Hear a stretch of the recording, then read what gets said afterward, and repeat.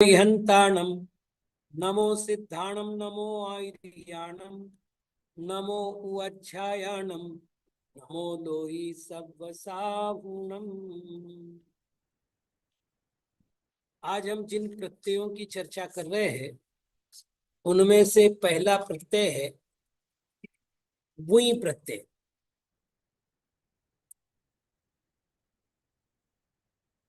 इस प्रत्यय को समझने से पहले हम एक विषय को समझ लेते हैं, वो है संबंध। मनुष्य मनुष्य के साथ जो रिश्ते होते हैं उनको संबंध कहते हैं। ये संबंध जो है वो भी दो प्रकार के हैं। पहला संबंध है विद्याकृत संबंध।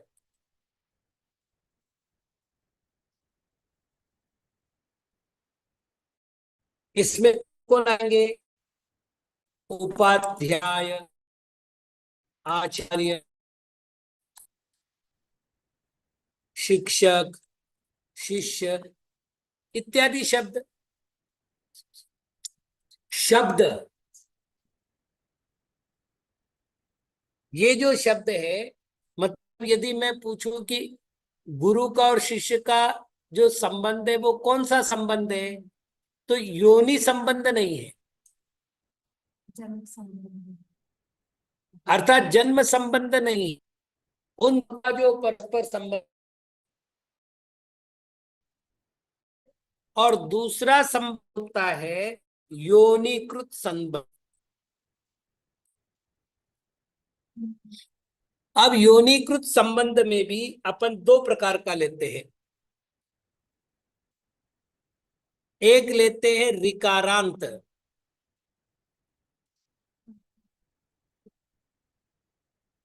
जैसे मातृ, पितृ, भ्रातृ, श्वश्रु, जामातृ, दुहितृ और भी जितने भी होंगे ईटीसी। और बाकी जो है अन्य स्वरांत, जैसे पितामह, मातुल, मातामह,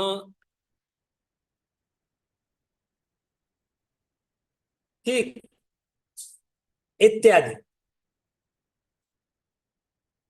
अब हमें चर्चा करना है वही प्रत्यय की। तो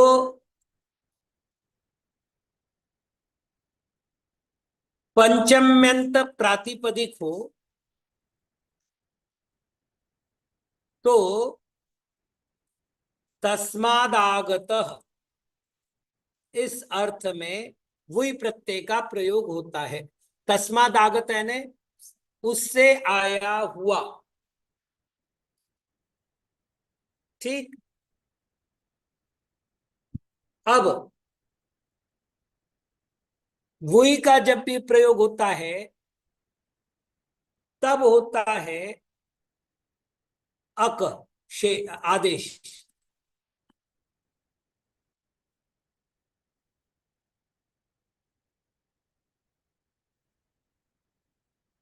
ठीक, अक मतलब वही के स्थान पर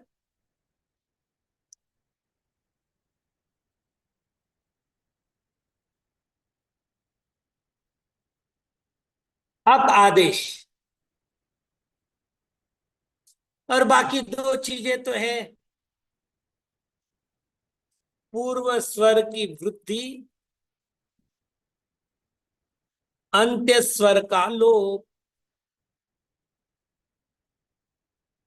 हो गया अपना, ये पूरा हो गया। अब अपन इसका उदाहरण देख लेते। तो पहले अपन करते हैं विद्याकृत संबंध वालों के साथ। तो उपाध्यायात आगतः, तो उपाध्याय, उपाध्याय धन वुई, उपाध्याय धन अक।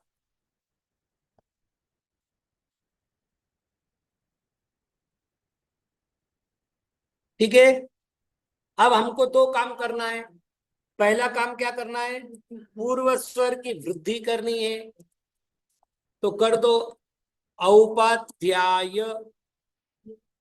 अब क्या करना है, अंतिम स्वर का लोप करना है, तो वो भी कर दो औपाध्याय। अब क्या करना है, अक को जोड़ना है, तो औपाध्यायक।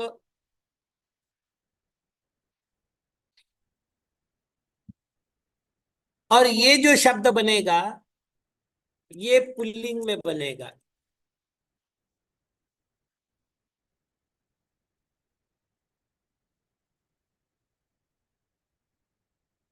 ठीक है, तो अब इसको मैं प्रथमा एक वचन में लिखूं तो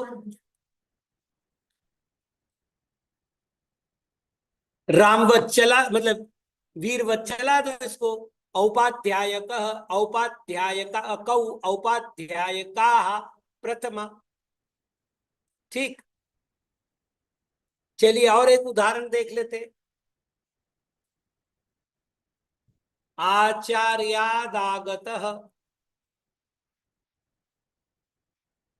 तो आचार्य धन बुई। फिर बुई का क्या करना है, तो अक करना है, तो हम यहां पर कर देते अक।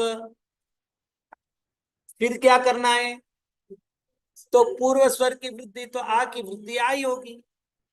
अंत स्वर का लोप, तो आचार्य अक, तो ये हो जाएगा आचार्य क। और चूंकि पुल्लिंग होगा तो आचार्य कह। अब इनका स्त्रीलिंग कैसे करना है, ये तो सरल सी बात है। औपाध्यायिका यानी इका लगेगा। अब ये कैसे लगेगा स्त्री प्रत्यय में, अपन देख लेंगे।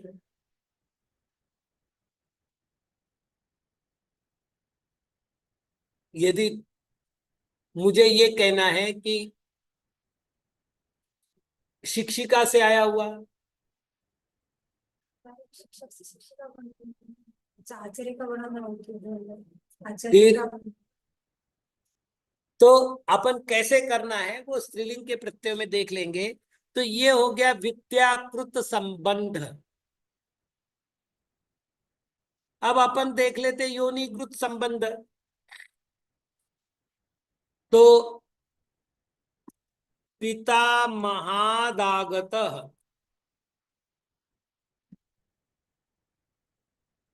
ठीक, तो पितामह धनवुई,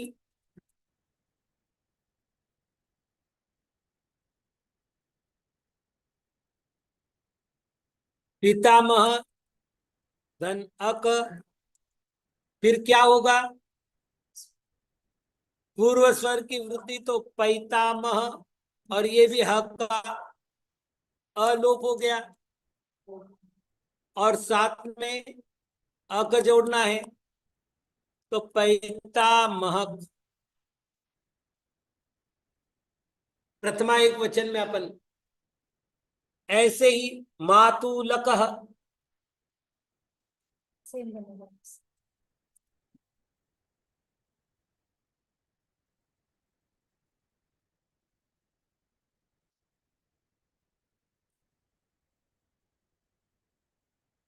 कर लेना समान है, मैंने पूरी प्रक्रिया नहीं की है। Hello hello. नहीं, कुछ भी नहीं कर रहा हूं ना मैं, तो प्रक्रिया ही नहीं कर रहा हूं। तो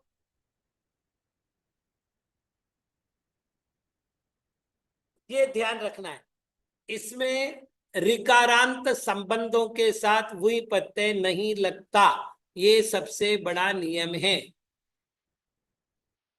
मैं यहां लिख देता हूं, ऋकारांत योनिकृत संबंधों के साथ वही प्रत्यय नहीं लगता। ये प्रत्यय की चर्चा पूर्ण हो गई। तस्मदागत यानी उससे आया हुआ। जैसे मुझे ये कहना है कि कुंद कुंदाद आगत। देखिए अब तक तो अपन ने क्या किया, आचार्य ले लिया।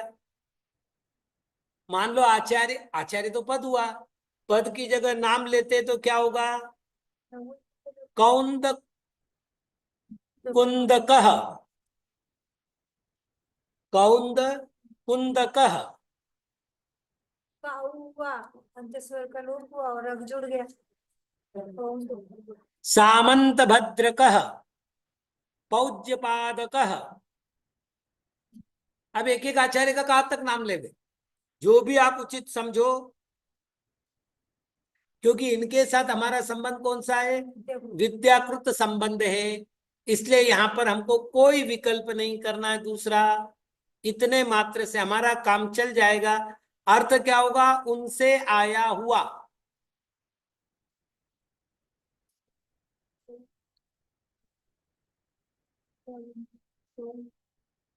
सौविध सौविधि सागरक, सौविध। देखो बीच में कोई अंतर नहीं आना बीच है, में नहीं आना है। लास्ट में, लास्ट में आप स्वर लोप मत करो ना, क्योंकि सुविधि सागर आपने किया है, तो सुविधि सागर में अंत में अलोप करके अक जोड़ोगे या डायरेक्ट क जोड़ोगे तो उत्तर एक ही है। तो आप बस पहले की वृद्धि कर दो, सौविधि सागर का, सुविधि सागर से आया हुआ। तो कुल, तो कुल मिलाकर के वही प्रत्यय पूरा हुआ। बस इतना ध्यान, केवल रिकारांत कहने की बजाय अपन ये कहे अवर्णान योनिकृत संबंधों में ही वही का प्रत्यय लगता है, वही प्रत्यय लगता है करें। ये और क्लियर हो गया, बजाय रिकार लखे। अवर्ण और अकार में क्या अंतर है, अवर्ण का अर्थ है आ और अकार का अर्थ है अ। तो यहां अवर्ण लिखा है, अर्थात आ दोनों लेना है। चलिए एक ये प्रत्यय पूरा हुआ, एक प्रत्यय और करते हैं।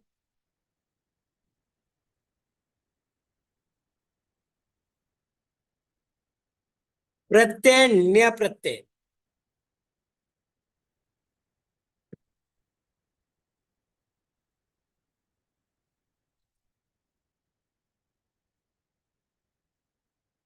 इसका पहला नियम है दीति, अदिति, आदित्य और पति अंत में है ऐसे शब्द, ठीक, के साथ न्य प्रत्यय अपत्य अर्थ में लगता है।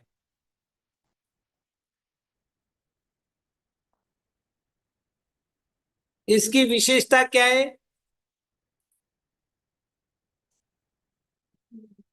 षष्ट्यंत प्रातिपदिक ही होगा।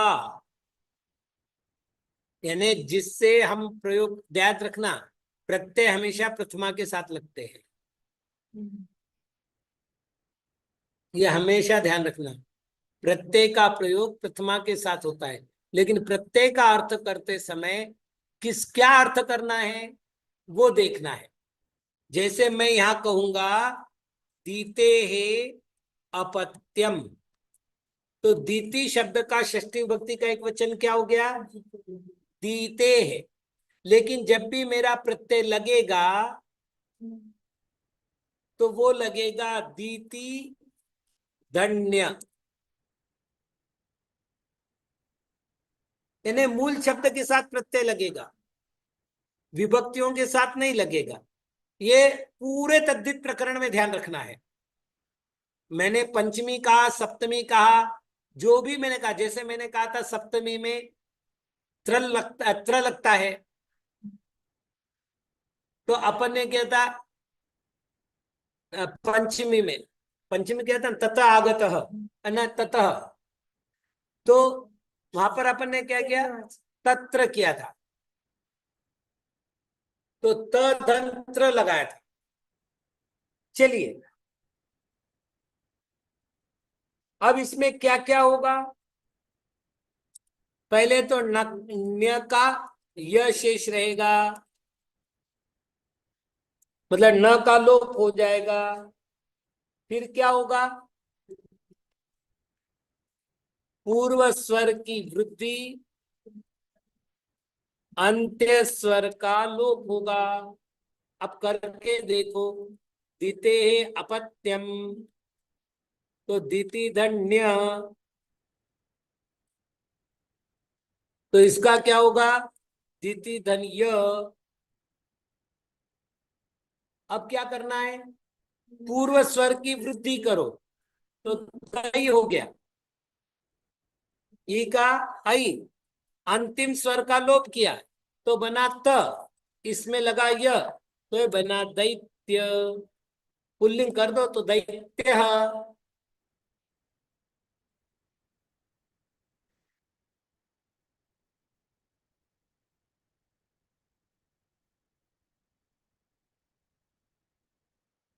याद रखना, मूल शब्द दैत्य नहीं बनेगा, दैत्य बनेगा। पुल्लिंग एक वचन में अपन ने दैत्य बनाया है। अब इसका स्त्रीलिंग क्या होगा, ये अपन स्त्रीलिंग के प्रकरण में देख लेंगे। अब हमने क्या क्या प्रातिपद्य, मतलब कौन कौन से शब्द लिए, दीति, अदिति, आदित्य, तीन तो मूल शब्द लिए। तो अदिति, ठीक, धन्य, अदिति, धन्य, आदित, धन्य बराबर आदित्य।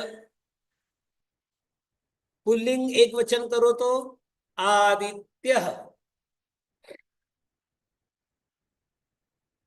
अब तीसरा शब्द क्या है अपने पास, आदित्य से अपत्यम। अपना नियम क्या है, षष्टंत प्रातिपदिक होगा। मैं ये बात क्यों कह रहा हूं, यदि आपको पूछा जाए कि आदित्य शब्द से अर्थम ब्रूयात, आदित्य शब्द का अर्थ बताइए, तो आपको क्या कहना है, अदिते अपत्यम आदित्यम। अदिते अपत्यम आदित्यम, प्रत्यय कौन सा लगा, न्य, न्य। अब आदित्य शब्द है,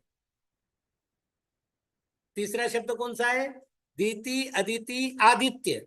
अब इसमें क्या समस्या है वो समझ लीजिएगा। मैं डायरेक्ट कर रहा हूं, आ का आ रहना है, दी का दी रहना है, अंतिम स्वर का लोप होना है, अब यह होना है। देखिए पहली बात समझ लीजिएगा, मेरे पास दो यह कौन कौन से हो गए, एक तो मूल शब्द का यह, और दूसरा प्रत्यय का यह, न्य प्रत्यय था, आदित्य शब्द है, तो आदित्य शब्द का मूल शब्द का अंतिम वर्ण कौन सा है, हमने अ का लोप कर दिया, तो यह प्लस यह बचा। अब दो यक में क्या करें, एक प्रश्न है।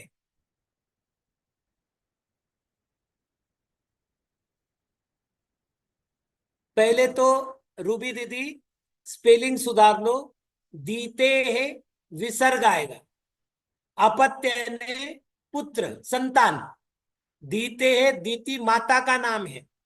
वैदिक मतावलंबियों के अनुसार दो पत्नियां हैं, किसके मैं थोड़ा सा भूल रहा हूं, द्वितीय दीति और अदिति। तो दीति के जो संतान है उनको दैत्य कहा और अदिति की संतान को आदित्य कहा।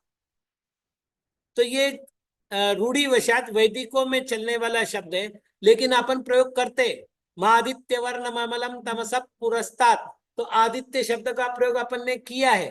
प्रश्न है आदित्य शब्द का अर्थ क्या करेंगे? तो आदित्य है अपत्यम, व्याकरण के अनुसार रूढ़ अर्थ अलग है। रूढ़ अर्थ अपन करेंगे सूर्य।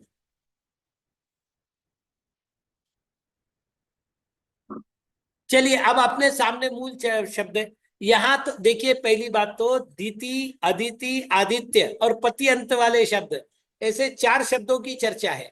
4 में से दीति अदिति की चर्चा अपन कर चुके।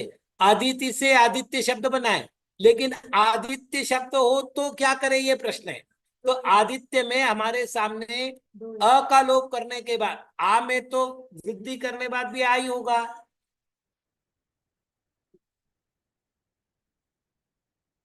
अदिति से संतान मतलब आदिति का पुत्र। अब चलिए, आदित्य, तो ये यह मूल शब्द का और ये यह प्रत्यय का। तो एक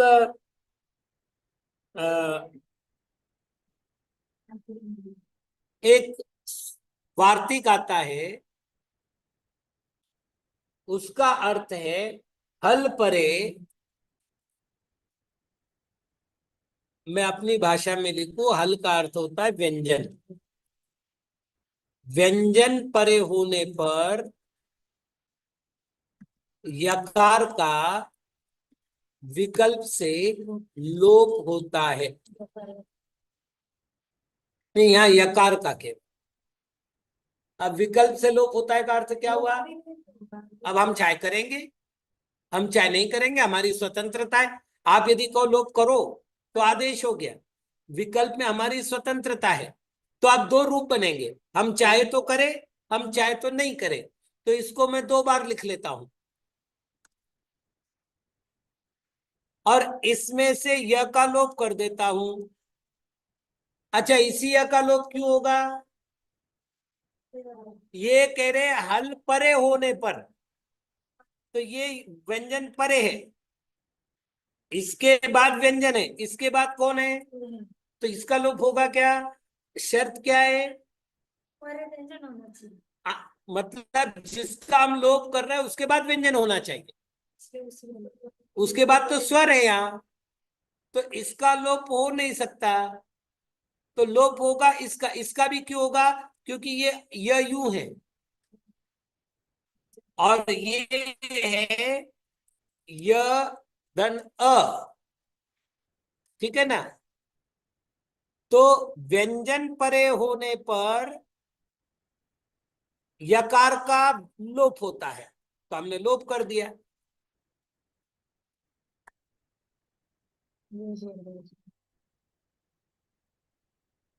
अब आप कर लो, ये बनेगा आदित्य, अर्थात जो कि त्यो आदित्य से अपत्यम, आदित्य पुल्लिंग एक वचन।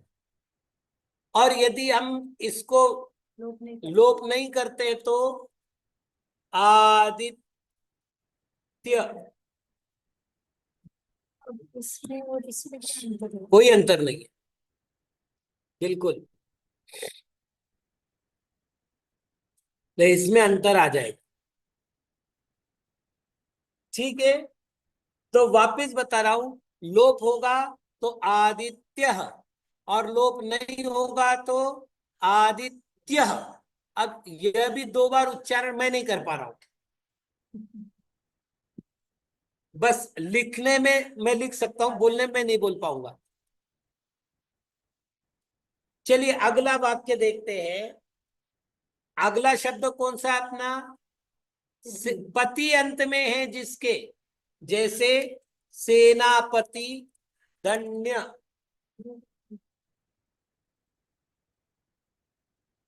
ठीक। तो न्य का क्या बचेगा? अपन डायरेक्ट यहां यह कर देते, फिर क्या करेंगे? से का सही, ना पथ। ये त क्यों हुआ? अंत्य स्वर का लोप होने से त हुआ।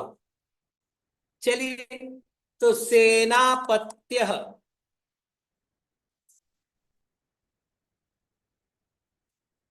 सेनापति का पुत्र, सबको बुला लो।